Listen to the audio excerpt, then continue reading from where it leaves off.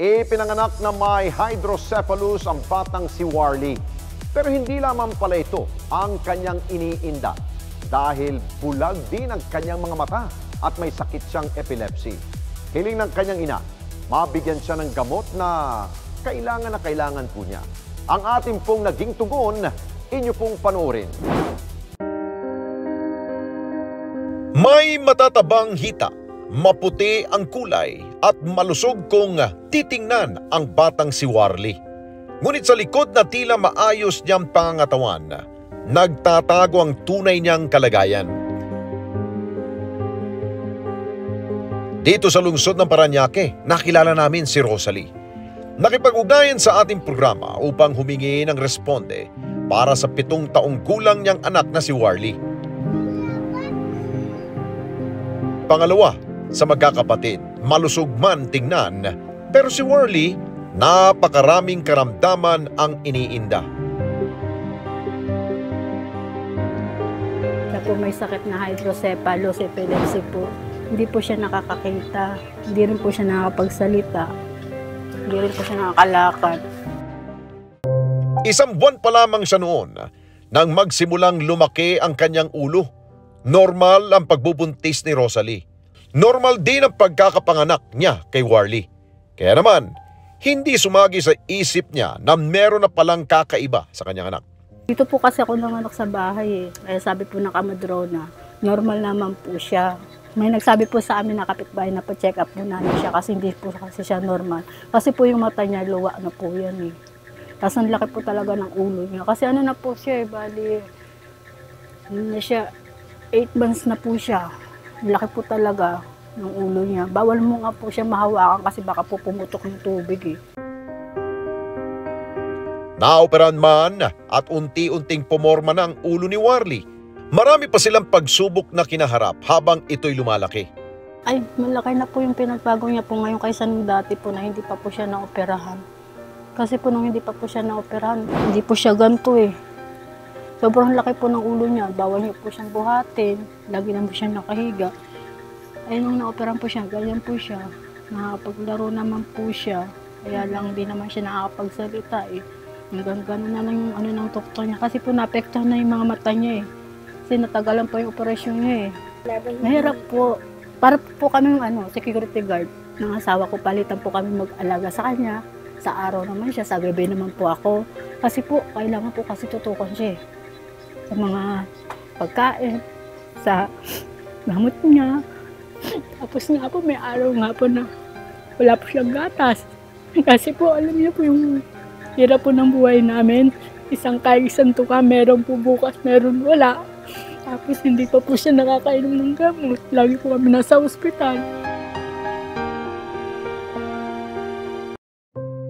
Sa sobrang hirap na kanilang buhay, hindi na alam ni Rosalie kung paano nila mairaraos ang bawat araw. Mga araw na mas pinili nilang magutom mag-asawa. Matiyak lamang na malalagyan ng pagkain ang sikmura ng kanilang mga anak.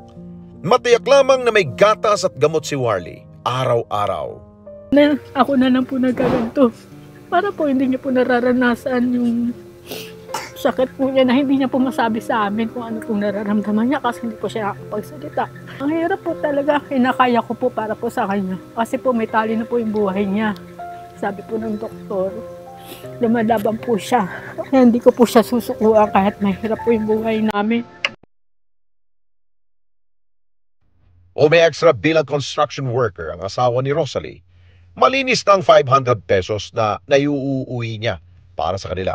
Si Rosalie, dumidiskarte sa mga kantin malapit sa kanilang bahay. Kulang pa po yung makikita niyo po, bali lang po napupunta lang po sa pagkain po namin, sa gatas po, diaper. Hindi pa rin po kami nakabili ng gamot po sa ngayon. Kasi extra lang po siya eh. Minsan po pag extra po siya, ako po yung pumapasok sa kantin. Yung sahod ko naman po sa kantin, 300 lang po yung isang araw. Bali pinagkakasya ko lang po yung sa amin, pagkain po namin. Tapos sa baon po ng anak niya. Hindi po ako nakakabili ng gamot niya.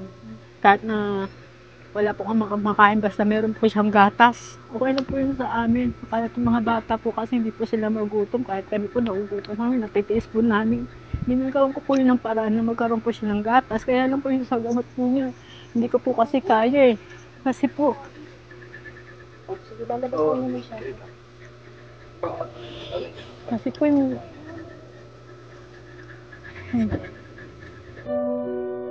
Ang gamot na tinutukoy ni Rosalie, mga gamot na kailangan ni Warlie para hindi ito mag-seizure. Dahil kasi sa mga naranasang seizure ni Warlie, nanigas na ang kanang bahagi ng kanyang katawan na tila parang na-stroke na.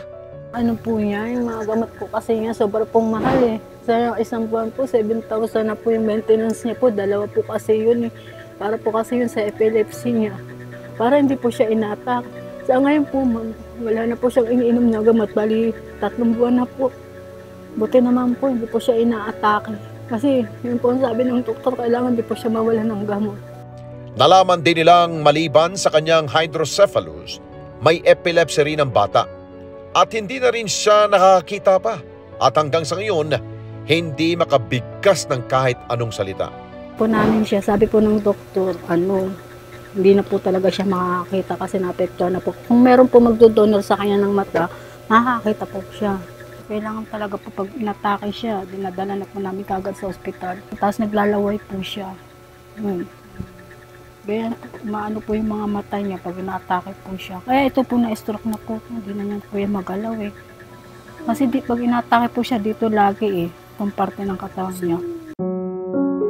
Labas pa sa gastusin sa gamot ang palagiang check-up ni Warlie. At kapag walang ambulansya, kinakailangan mag-commute sila patungo sa PGH. Pagka wala po kasing ambulansya, nagko-commute po kami, LRT po kami ng PGH. Karga ko lang po siya, balikan po kami nagko-commute. Pag may ambulansya naman po, papunta lang po doon, tapos pauwi po, nagko-commute na lang po kami. Kasi wala naman po kasi siyang stroller eh, kailangan ko po talaga siyang mapunta sa ospital kasi bawal po kasi na hindi po siya ipa-check up eh. Tulad ng ibang mga magulang na may mga anak na warrior, si Rosalie, miyembro rin ng ilang mga grupo. Nagbabakasakali palagi na ang simpleng pagkukwento niya ng buhay ng kanyang anak, maging daan para mabigyan siya ng tulong kahit kakaunti. Babakasakali po ako na mapansin niya po yung mga message ko po sa kanila na kahit po sa konting tulong po yun, malaking bagay na po yung para sa anak ko. Pandagdag po lang yun sa mga gamot po niya na pangangailangan. Yun lang po kasi yung hinihiling ko na sana po hindi po siya mawala ng mga gamot. Inatake pa po siya uli, baka hindi niya po yung makayanan. Sa kabila ng lahat ng ito, si Rosalie patuloy na nagpapakatatag at lumalaban para sa kanyang anak. Kailangan naka-ready po kami sa kanya. Kaya sabi ko, hindi ko pa kaya kasi malaki na po siya eh. Tapos kukunin na po siya sa amin. Ilang taon na siya? Opo, ilang taon ko po siya, nagkira po ako sa kanya. Halos po yung buong buhay ko nasa kanya na po. Minsan po napapabayaan ko ng ko kasi sa kanya po ako nakapokus. Siyempre, lagi ko po sinasabi sa kanila na mas priority natin yung kapatid mo kasi ayaw naman normal siya, hindi. Kaya sabi ko, pag nawala po siya, masakit po sa amin yun. Kasi kahit ganyan po siya, hindi po kami sumusuko. Halagaan ko po yan. Kahit po manghingi po ako ng tulong, gagawin ko po yun para po sa kanya. Tanging hiling ni Rosalie para kay Warlie, mga gamot para sa kanyang anak. Hindi naman po ako namahagan na malaki. Importante lang po, makabiling po lang po ako ng gamot niya. Pangangailangan niya po araw-araw. Yung gatas po niya, tsaka yung diaper niya. Kailangan ko para po sa kanya, yung mga gamot lang po kasi yun po kasi yung buhay niya eh. Yun po talaga siya nabubuhay sa mga gamot niya. Pag wala po yung gamot niya, wala na po yan, natakihin na po yan. Sana wag mo na siyang atakihin kasi wala po siyang iniinom ngayon. 3 buwan na po.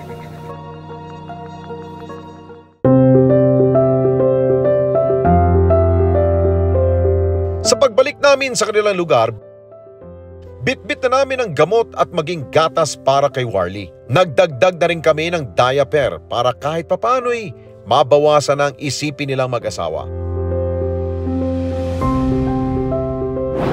Ngayon lang po siya makaka-teddy yan. Wala na laman yung lalagyanan niya. Masaya na siya po. Masaya na siya kasi makaka-teddy na siya ngayon ng gatas. Malaking tulong na rin po ito sa kanya. Makakainom na rin po siya ng gamot. Sa 3 buwan po niyang na-stop sa gamot, makakainom na rin po siya. Ito ito lang naman po yung importante sa kanya, yung gamot po niya eh. Kasi ang hirap po pag sinumpong siya eh. Malaking tulong na po ito sa anak ko, yung mga gatas po niya at gamot niya. Lalo na po sa Diyos, salamat po. Maraming po salamat po sa inyo. Sa pagpunta niyo po dito sa amin uli. Salamat po ulit. Anak, maraming salamat po anak, may gamot na po siya. Ilang beses na natin nakita sa programa ang pagsisikap ng mga ina na tulad ni Rosalie, kinakaya ang lahat para lamang patuloy na mailaban ang buhay ng kanilang mga anak na may karamdaman. Huwag din po sana tayong magsawang tumulong sa kaunting paraan na ating alam. Dahil para sa kanila, panalangin man o kakaunting barya, magbibigay ng pag-asa para madugtungan ang buhay ng kanilang mga anak.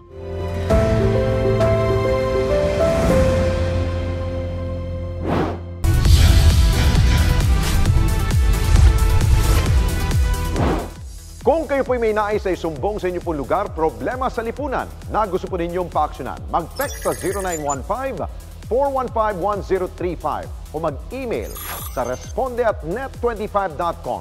Pwede rin kayo magpadala ng inyong pong mensahe sa ating Facebook page at Net25TV.